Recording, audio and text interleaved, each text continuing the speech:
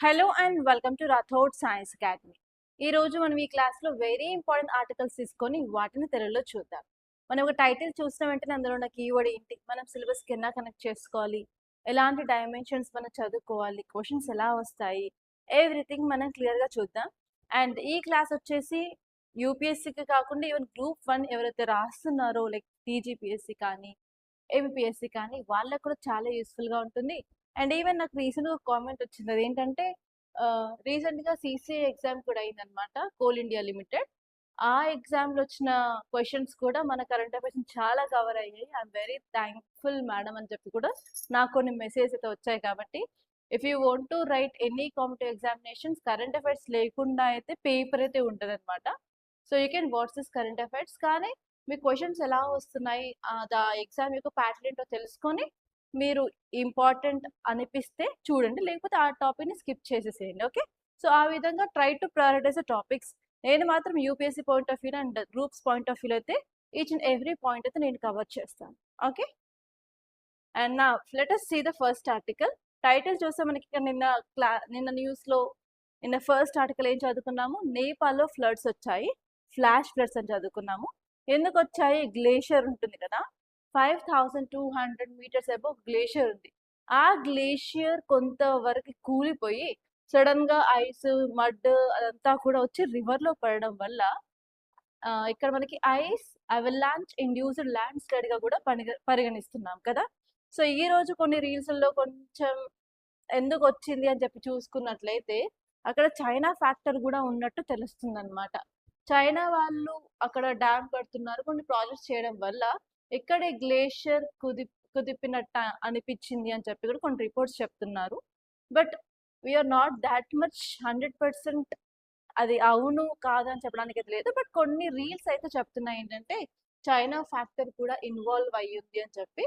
మనకి ఫైనల్గా official declaration వచ్చేంత వరకు కూడా మనం దాని గురించి ఏం మాట్లాడలేము.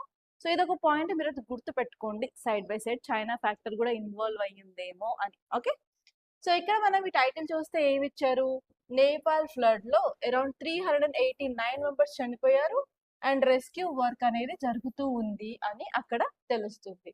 అండ్ నిన్న మనం చదువుకున్న ఆర్టికల్ గుర్తు పెట్టుకోవాల్సిన రివర్ ఏంటని చెప్పాను, బోటేకోషి రివర్ అన్నమాట. దాని గురించి కొన్ని ఫ్యాక్ట్స్ అయితే రాసి పెట్టుకోండి, దాని మీద క్వశ్చన్ అయితే అడిగే ఛాన్స్ ఉంది.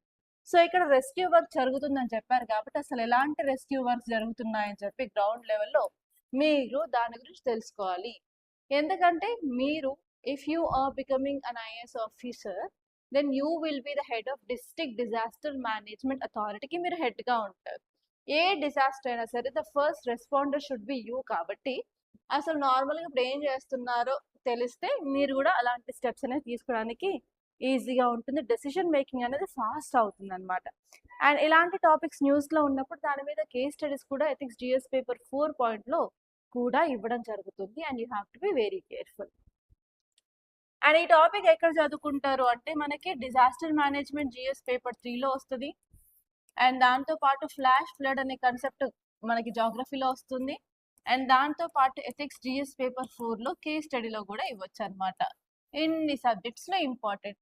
ఇంకా మనం కనెక్ట్ చేసుకున్నట్లయితే environment and ecology, impact of climate change on this type of extreme weather events అని కూడా అడగచ్చు. సో ఇలా ఎన్ని సబ్జెక్ట్స్లో దీన్ని ఇంటర్లింక్ చేసుకోవచ్చు. ఓకే, ఇప్పుడు మనం క్లియర్గా గ్రౌండ్ లెవెల్లో అసలు ఎలాంటి రెస్క్యూ ఆపరేషన్స్ చేస్తున్నారో చూద్దాం.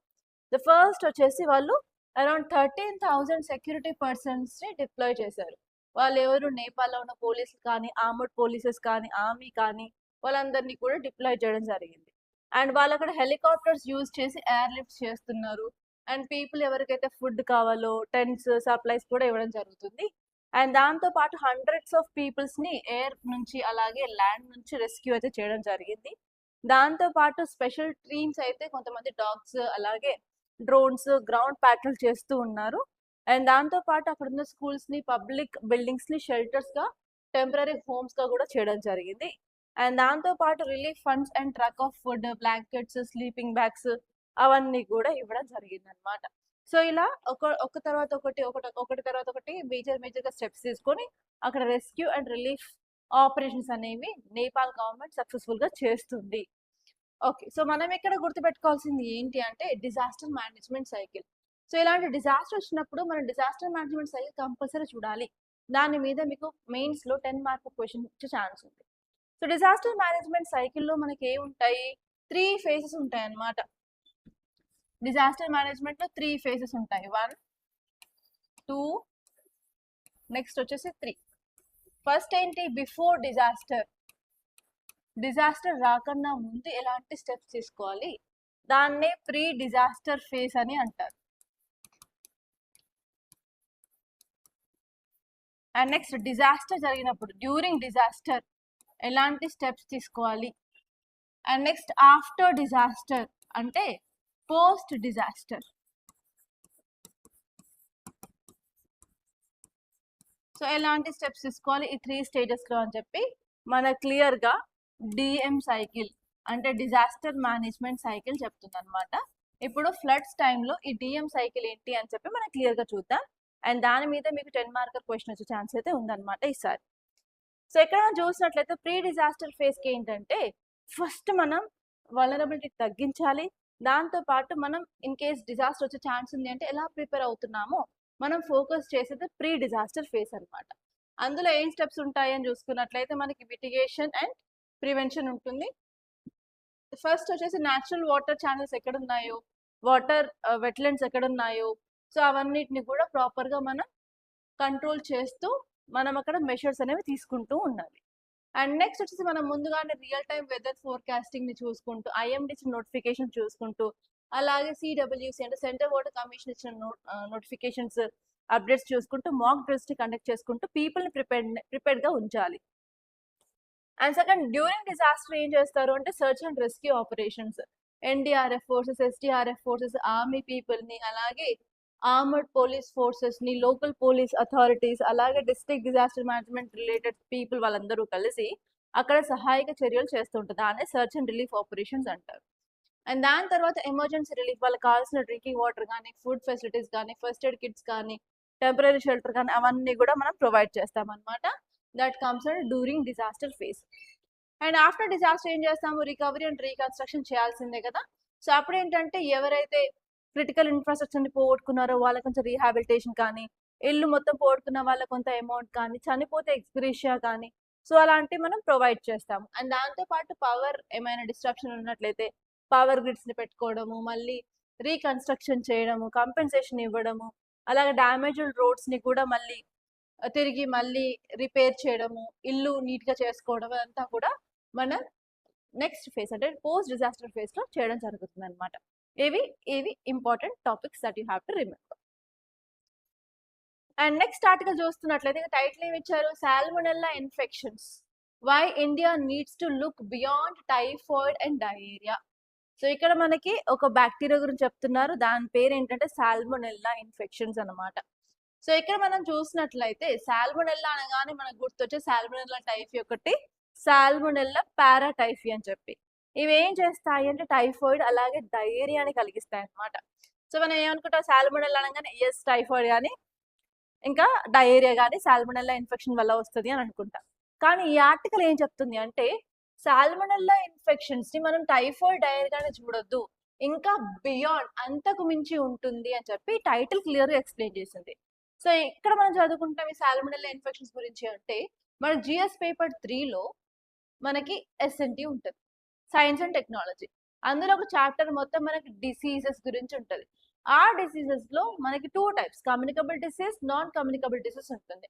కమ్యూనికబుల్ డిసీజ్ అంటే మనం ఎవరితో అయినా కమ్యూనికేట్ అవుతున్నప్పుడు, లైక్ మాట్లాడడం కానీ, హక్ చేసుకోవడం కానీ, హ్యాండ్ షేక్ చేయడం కానీ అలాంటివి చేస్తున్నప్పుడు, మనం మాట్లాడుతున్నప్పుడు మన నోటి నుంచి లైక్ ఎయిర్ డ్రాప్లెట్స్ రావడము, మనం తుమ్మినప్పుడు బయటకి మీకు తెలుసు కదా అవన్నీ చీమిడి అదంతా వస్తుంది కదా. సో అలా మనకి బాడీలోని ఫ్లూయిడ్స్ వల్ల ఒకరి నుంచి ఒకరు సోకినట్లయితే దాన్ని కమ్యూనికబుల్ డిసీజ్ అంటారు. నాన్ కమ్యూనికబుల్ అంటే ఏంటంటే ఈజీగా కమ్యూనికేషన్ ద్వారా మనకైతే ఆ డిసీజ్ అయితే స్ప్రెడ్ అవ్వదు అనమాట. అది నాన్ కమ్యూనికబుల్ డిసీజ్. ఓకే, ఇక్కడ మనం చూసినట్లయితే ఈ ఆర్టికల్ ఏం చెప్తుంది అంటే సాల్మొనెల్లా అనగానే మనకి 2 బిగ్ గ్రూప్స్ కనిపిస్తాయి. అవి ఏంటంటే సాల్మొనెల్లా టైఫీ అండ్ సాల్మొనెల్లా పారాటైఫీ గుర్తొస్తాయి. సో ఇవేంటి అంటే టైఫాయిడ్, పారాటైఫాయిడ్ ఫీవర్ని కలిగిస్తాయి. అవి మేజర్గా మన బాడీలో ఏ సిస్టమ్ని ఎఫెక్ట్ చేస్తాయంటే intestines, especial stomach and intestines. అందుకే దాన్ని ఎంటరిక్ ఫీవర్ అని కూడా అంటారనమాట. సో ఎలా ట్రాన్స్మిట్ అవుతుంది అంటే contamination of food, contamination of water వల్ల ఈ సాల్మొనెల్లా అనేది ఇన్ఫెక్షన్స్ కలిగిస్తూ ఉంటుంది అనమాట. అండ్ నెక్స్ట్ ఇక్కడ మనకి ఇంకొక రకమైన సాల్మొనెల్లా కూడా ఉంటుంది. అదేంటంటే నాన్ టైఫాయిడల్ సాల్మొనెల్లా అంట. నాన్ టైఫాయిడల్ సాల్మొనెల్లా అంటే నార్మల్గా లో ఉంటుంది అనమాట. సో ని మనం కన్జ్యూమ్ చేయడం వల్ల, యానిమల్స్ అండ్ యానిమల్ ప్రోడక్ట్ ని కన్జ్యూమ్ చేయడం వల్ల అది మన బాడీలోకి వస్తుంది. లైక్ పౌల్ట్రీ కానివ్వండి, ఎగ్ కానివ్వండి, మీట్, ఫార్మ్ యానిమల్స్. దానివల్ల మనకి ఫుడ్ పాయిజనింగ్ కూడా కొన్నిసార్లు అయ్యే ఛాన్స్ ఉంటుందన్నమాట. ఓకే. నార్మల్‌గా ఇండియాలో పబ్లిక్ డిస్కషన్ చూసినట్లయితే ల్యాబ్స్ అండ్ పాలిసీ స్టిల్ సాల్మొనెల్లాని టైఫాయిడ్‌గా లేకపోతే లూజ్ మోషన్‌గానే కన్జ్యూమ్ చేస్తున్నారు. లైక్ మనం అలాగే చూస్తూ ఉన్నాము. కానీ దానివల్ల even simple food poisoning or viral diarrhoea కూడా వచ్చే ఛాన్స్ ఉంటుంది. సో కాబట్టి ఓన్లీ మనం టైఫాయిడ్ కింద చూస్తే మాత్రం తప్పవుతుంది అన్నట్టు చెప్పారు. అండ్ అంతేకాకుండా ఎందుకు మనం బియాండ్ టైఫాయిడ్ అండ్ డయేరియా చూడాలి అంటే ఈ నాన్ టైఫాయిడ్ సాల్మొనెల్లా అనేది చాలా వరకు ఇండియాలో నెగ్లెక్ట్ చేస్తూ ఉన్నారనమాట. అది ఒక నేషనల్ ప్రయారిటీగా తీసుకోవట్లేదు. నేను చాలా సార్లు కేసెస్‌లో ఎప్పుడు కూడా స్టూల్ ఆర్ బ్లడ్ కల్చర్ కూడా మనం చెయ్యట్లేదనమాట. సో అందుకని చాలా వరకు మనం ఈ నాన్ టైఫాయిడ్ సాల్మొనెల్లాని ఇండియాలో నెగ్లెక్ట్ చేయడం జరుగుతుంది అని చెప్పి ఫస్ట్ ఇంపార్టెంట్ రీజన్ ఇచ్చారు. అండ్ నెక్స్ట్ వచ్చేసి సోర్స్ చూసుకున్నట్లయితే టైఫాయిడ్ ఎక్కడి నుంచి వస్తుంది అంటే contamination of water and food వల్ల మనకి టైఫాయిడ్ అయితే వస్తుంది.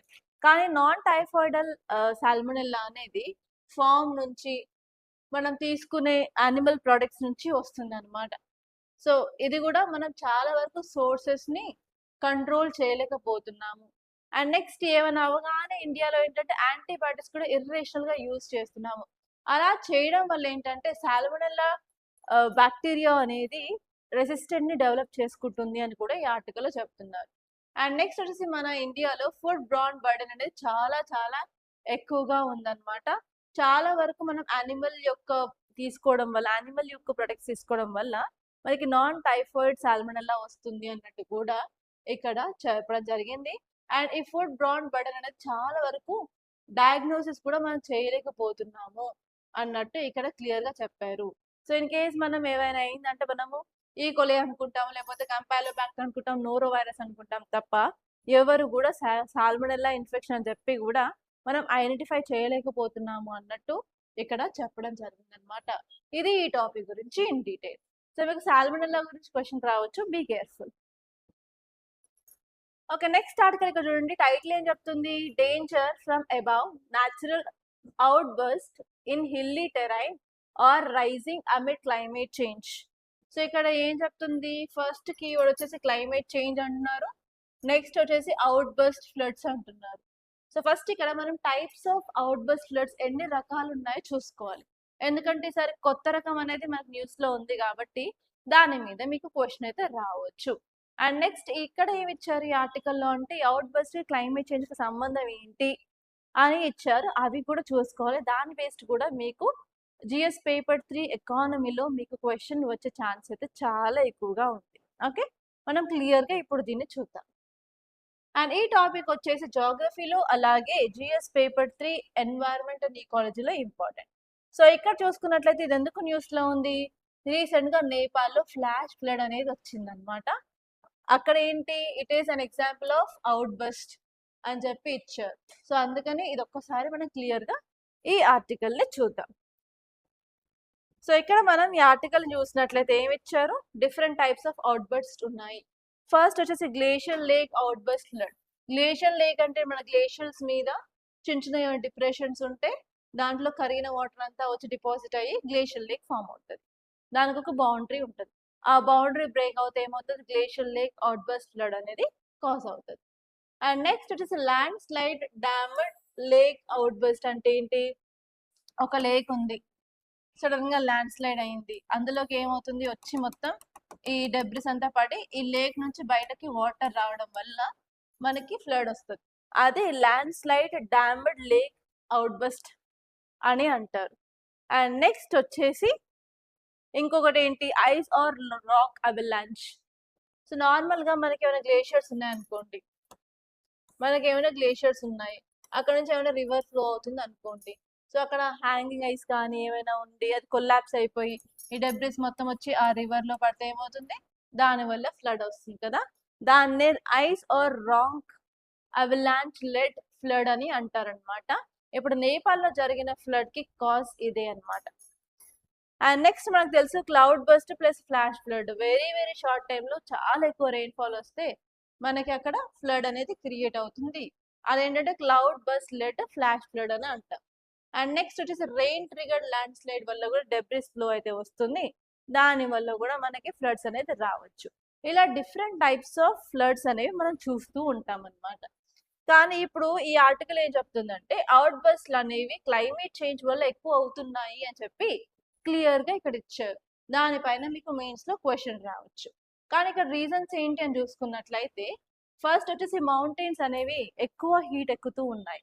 ఎందుకు హీట్ ఎక్కుతున్నాయి? క్లైమేట్ చేంజ్ అవుతూ ఉంది, గ్లోబల్ వార్మింగ్ పెరుగుతూ ఉంది. దానివల్ల మౌంటైన్స్ హీట్ ఎక్కడం వల్ల ఎక్కువ మెల్టింగ్ అవుతూ ఉన్నాయి. ఎక్కువ మెల్టింగ్ అవడం వల్ల లెస్ స్నో అనేది ఉంటుంది.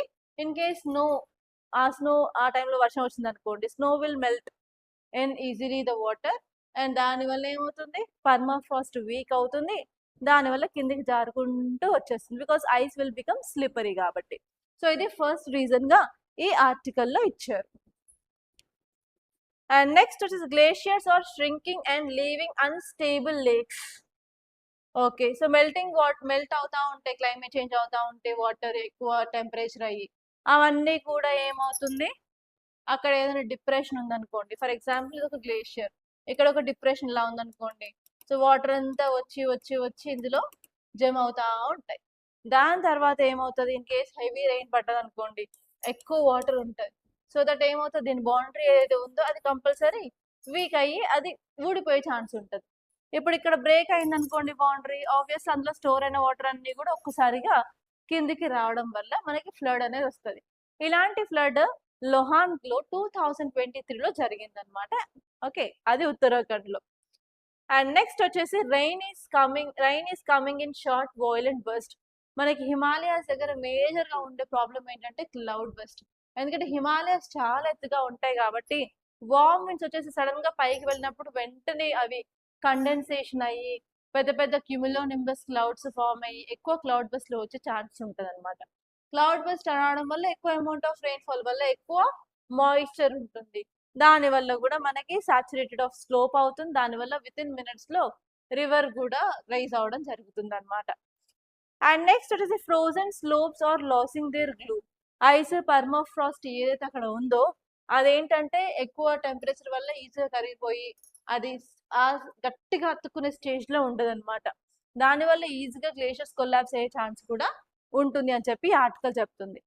సో అలాగే ఆర్టికల్ ఏం చెప్తుంది అంటే చాలా మంది సైంటిస్ట్ ఎక్స్పర్ట్స్ ఏం చెప్తున్నారు, not only climate change, even human activity వల్ల కూడా ఈ యొక్క అవుట్ బస్ట్ ఫ్లడ్స్ అనేవి చాలా పెరుగుతున్నాయి. ఏంటి అవి అనుకున్నట్లయితే road constructions, tunnel constructions, hydro power projects, అక్కడ హోటల్స్ కట్టడం, హౌసెస్ కట్టడం, పిల్గ్రిమేజ్ సైట్స్ అని చెప్పి టూరిజం ని మనం బూస్ట్ చేయడము, అండ్ డిఫారెస్ట్రేషన్, ఇవన్నిటి రీజన్స్ వల్ల కూడా ఇంకా ఎక్కువ అవుట్ బస్ట్ ఫ్లడ్స్ అవుతున్నాయి అని చెప్పి ఈ ఆర్టికల్లో క్లియర్ గా ఇవ్వడం జరిగింది. ఓకే, అండ్ ఈవెన్ హిమాలయాస్ అనేవి ఇప్పటికీ కూడా అన్స్టేబుల్, ఇప్పటికీ కూడా ఇండో ఆస్ట్రల్ ప్లేట్ అనే నార్త్ వైపు మూవ్ అవుతూ ఉంది. సో దాని వల్ల కూడా మనకి చిన్న చిన్న మూవ్మెంట్స్ జరిగినా కూడా డివైల్ ప్లేట్ మూవ్మెంట్స్, దాని వల్ల మనకి ల్యాండ్ స్లైడ్స్ కూడా వచ్చే ఛాన్స్ ఉంటుంది అని చెప్పి ఈ ఆర్టికల్ క్లియర్ గా చెప్తుంది. సో ఇక్కడ మనం చూడాల్సింది ఏంటంటే అసలు ఇలాంటి అవుట్బర్డ్ ఫ్లడ్స్ జరగకుండా మనం ఏం చేయాలి, so what kind of steps we can take to ensure మనం క్లైమేట్ చేంజ్ ని అడ్డుకుంటున్నాము, ఆర్ఎల్స్ క్లైమేట్ ని బెటర్ చేయడానికి మనం తీసుకోవాల్సిన స్టెప్స్ ఏంటి అని చెప్పి ఒక్కసారి దాని గురించి అయితే క్లియర్ గా మీరు ఆలోచించండి. Okay, now let us see the next article. Title చూసి ఏమి ఇచ్చారు ఇక్కడ, new age fires, fire accidents in ICUs need better and more evacuation facilities. So ఈ ఆర్టికల్ అర్థం కావాలి అంటే రీసెంట్ గా ఒక ఐసియూలో ఫైర్ వచ్చింది, ఫైర్ యాక్సిడెంట్. దాని వల్ల ఎన్ఐసిలో ఉన్న చిల్డ్రన్ చనిపోయారు అనమాట. ఎన్ఐసియు అంటే ఏంటి, నియోనేటల్ ఇంటెన్సివ్ కేర్ యూనిట్. అంటే నెలల నిండా కంటే ముందే పుట్టిన పిల్లలు, 7th మంత్ 8th మంత్ లో పుట్టిన పిల్లలు, ఆర్ఎల్స్ పిల్లలకి ఏమైనా కంజనిటల్ ప్రాబ్లమ్స్ ఉంటాయి, అంటే హార్ట్ లో హోల్ ఏమైనా ప్రాబ్లం ఉన్నట్లయితే వాళ్ళని ఎన్ఐసిలో ఉంచుతారనమాట. అక్కడ వాళ్ళకి వెంటిలేటర్స్, ఆక్సిజన్ సప్లై అవన్నీ ఉంచి స్పెషల్ కేర్ అనేది పీపుల్ హాస్పిటల్స్ ప్రొవైడ్ చేస్తారనమాట చిన్న పిల్లలకి. అండ్ నార్మల్‌గా మనకు తెలుసు పిల్లలు పుట్టిన తర్వాత వాళ్ళకి వెంటనే liver or gall bladder activate అవ్వకపోతే వాళ్ళకి జాండీస్ వస్తది. దాన్ని నియోనేటల్ జాండీస్ కామన్‌గా అందరికీ వస్తూ ఉంటుంది. అప్పుడు వాళ్ళు లైట్‌లో పెడతారు కదా! సో, అదంతా కూడా మనకి ఎన్ఐసీయూ ఇన్‌ఫ్రాస్ట్రక్చర్ కిందే వస్తుందనమాట. సో, అయితే ఇప్పుడు ఏమైంది? ఫైర్ యాక్సిడెంట్ జరిగిందనమాట. ఇంటెన్సివ్ కేర్ యూనిట్‌లో. దానివల్ల చాలా మంది అక్కడ ఉన్న క్రిటికల్ పేషెంట్స్ అయితే చనిపోవడం జరిగింది. అండ్ ఎస్పెషల్లీ చిన్న పిల్లలు కూడా అక్కడ చనిపోయారనమాట. సో, ఇలాంటి ఇన్సిడెంట్స్ ఓన్లీ ఇది ఫస్ట్ టైమే కాదు చాలా సార్లు కూడా మనకి ఇలాంటి ఇన్సిడెంట్స్ అయితే హాస్పిటల్స్‌లో జరుగుతూనే ఉన్నాయి అని చెప్పి మనకి ఆర్టికల్స్ అయితే చాలానే న్యూస్‌లో వచ్చాయి. అవన్నీ తీసుకొని ఇప్పుడు మనం ఏం చేయాలి అన్నట్టు ఈ ఆర్టికల్ ఇచ్చారు. సో, మీరు ఏం చేయండి అంటే జస్ట్ ఈ సెకండ్ పారాగ్రాఫ్ ఒక్కటి చదివితే మీకు క్లియర్‌గా అసలు ఐసీయూస్‌లో, ఎన్ఐసీయూస్‌లో ఉండాల్సిన అప్‌గ్రేడెడ్ ఇన్‌ఫ్రాస్ట్రక్చర్ ఏంటి అని తెలుస్తుంది. దానివల్ల ఫ్యూచర్‌లో మనం ఇలాంటి ఇన్సిడెంట్స్‌ని కంట్రోల్ చేయొచ్చు అని చెప్పి మనకొక ఐడియా వస్తదనమాట. సో, ఇక్కడ చూసినట్లయితే ఇక్కడ ఈ ఆర్టికల్ ఏం చెప్తుంది? ఐసీయూలో మనకి అంతా సీల్డ్ కంపార్ట్మెంట్స్ ఉంటాయి కాబట్టి ఇన్ కేస్ స్మోక్ అనేది ఎరప్ట్ అయిందనుకోండి, ఆ స్మోక్ బయటికి వెళ్ళడానికి ఎక్కడ ఛాన్స్ ఉండదు. అందులోనే మనకి స్మోక్ ఉండిపోతుంది కాబట్టి స్మోక్ ఉండిపోతే అక్కడున్న వాళ్ళకి సఫకేషన్ తోటి చనిపోవడం జరుగుతుంది అని చెప్పి ఇక్కడ ఇచ్చారు. సో, మనం ఏం చేయాలి అంటే ఫస్ట్ ఇంపార్టెంట్ పాయింట్ ఏమిచ్చారు అంటే ఇండిపెండెంట్ ఎగ్జిట్లు, మల్టిపుల్ ఎగ్జిట్లు మనం పెట్టాలి. అలాగే ఈ మల్టిపుల్ ఎగ్జిట్‌లలో కూడా హారిజాంటల్ ఇవాక్యుయేషన్ కంపల్సరీ ఉండేలాగా చూసుకోవాలి. అండ్ నెక్స్ట్ వచ్చేసి ఆటోమేటిక్ స్ప్రింక్లర్స్‌ని మనం ఐసీయూస్ అండ్ ఎన్ఐసీయూస్ యూనిట్‌లో ఉంచాలి. ఇండిపెండెంట్ పవర్ లైన్స్ అనేవి ఉంచాలన్నమాట. పెద్ద పెద్ద ఎక్విప్‌మెంట్స్ ఉన్నట్లయితే. అండ్ నెక్స్ట్ వచ్చేసి ఆక్సిజన్ సిలిండర్స్‌కి బెడ్ సపోర్ట్స్ కూడా ఇచ్చినప్పుడు మనం ఆక్సిజన్ లీక్ అవ్వకుండా చూసుకోవాలన్నట్టు చెప్పారు. ఎందుకంటే ఆక్సిజన్ విల్ సపోర్ట్ బర్నింగ్ కాబట్టి. నెక్స్ట్ వచ్చేసి ఫైర్ డ్రిల్స్ ఎవ్రీ 2 ఇయర్స్‌కి ఒకసారి కూడా ప్రతి హాస్పిటల్‌లో చేసినట్లయితే వాళ్ళకి కొంత అవగాహన అన్నది వస్తుంది అని చెప్పారు. అండ్ నెక్స్ట్ ఇంపార్టెంట్ పాయింట్ ఏంటంటే ఆక్సిజన్ అవుట్‌లెట్స్ ఎక్కడైతే ఉన్నాయో అక్కడ సాకెట్స్ ఉండకుండా మనం చూసుకోవాలి అన్నట్టు చెప్పారనమాట. అండ్ నెక్స్ట్ వచ్చేసి ఎన్ఐసీయూ ఉన్న హాస్పిటల్స్ రెగ్యులర్‌గా పవర్ ఆడిట్స్, అలాగే అలారమ్స్ అండ్ ఎవాక్యుయేషన్ ప్రోటోకాల్‌ని కూడా క్లియర్‌గా ఉండాలి అని చెప్పారు. ఇందులో వాళ్ళు ఇచ్చిన ప్రోగ్రామ్ ఏంటంటే రేస్ అనమాట. అంటే rescue, alarm, confine and extinguish or ఎవాక్యుయేట్‌ని మనం ఫోకస్ చెయ్యాలి అని చెప్పారు. అండ్ దాంతో పాటు 2026లో national guidelines on fire and life safety in health care ఫెసిలిటీస్‌ని కూడా తీసుకో తీసుకురావాలి. అండ్ అలా తీసుకువచ్చినట్లయితే ఐసీయూలో అండ్ ఎన్ఐసీయూలో కూడా సేఫ్టీని ఇంప్రూవ్ చేయొచ్చు అన్నట్టు కూడా చెప్పడం జరిగిందనమాట. అండ్ ఎస్పెషల్లీ మనం ఫోకస్ చేయాల్సింది ఏంటంటే న్యూట్రల్ వైరింగ్ ఉండాలి, ట్రాన్స్ఫార్మర్స్ మంచిగా వర్క్ చేస్తూ ఉండాలి, లూజ్ కనెక్షన్స్ ఉండకుండా చూసుకోవాలి. అలా చేసుకున్నట్లయితే షార్ట్ సర్క్యూట్స్ అలాగే టెక్నికల్ ఫాల్ట్స్‌ని మనం కొంతవరకు కంట్రోల్ చేసి ఇలా ఫైర్స్‌ని కంట్రోల్ చేయొచ్చు. దానివల్ల మనం పీపుల్ యొక్క ప్రాణాలను కాపాడొచ్చు అన్నట్టు ఇక్కడ క్లియర్‌గా చెప్పారు. అండ్ ఎస్పెషల్లీ మనకి ఫైర్ యాక్సిడెంట్స్ సంబంధించిన ఆర్టికల్స్ చాలా న్యూస్‌లో వస్తున్నాయి కాబట్టి కంపల్సరీ మీరు ఈ యొక్క దీని గురించి ఆలోచించాలి. And what measures we have to take అని కూడా మీరు కంపల్సరీ ఆలోచించాలన్నమాట. It is your responsibility in future కాబట్టి ఇప్పటి నుంచి దాని మీద వర్క్ అయితే చేయండి. Okay, now let us see the next article. ఇక టైటిల్ చూడండి ఏం చెప్పారు? Can India build a strategic fuel system? మనం ఒక స్ట్రాటజిక్ ఫ్యూయల్ సిస్టమ్ ని బిల్డ్ చేయొచ్చా లేదా అన్నట్టు ఇక్కడ ఆర్టికల్ ఇచ్చారనమాట. సో ఈ ఆర్టికల్ ఎందుకు న్యూస్ లో ఉంది అంటే మనకు తెలుసు వెస్ట్ ఏషియాలోని క్రైసిస్ వల్ల మన యొక్క ఆయిల్ రిలేటెడ్ సెక్యూరిటీ కానివ్వండి అదంతా కూడా ఎఫెక్ట్ అయింది. ఎనర్జీ సెక్యూరిటీ, ఆయిల్ ప్రైసెస్ విపరీతంగా పెరిగాయి. సో దానికి సంబంధించి మనం ఏం చేస్తున్నాము, ఇండియాలో స్ట్రాటజిక్ పెట్రోలియం రిజర్వ్స్ ఉన్నాయి. అక్కడ మనం క్రూడ్ ఆయిల్ ని పెట్టుకుంటున్నాం అనమాట, సేఫ్ సైడ్ గా ఉండేటట్టు.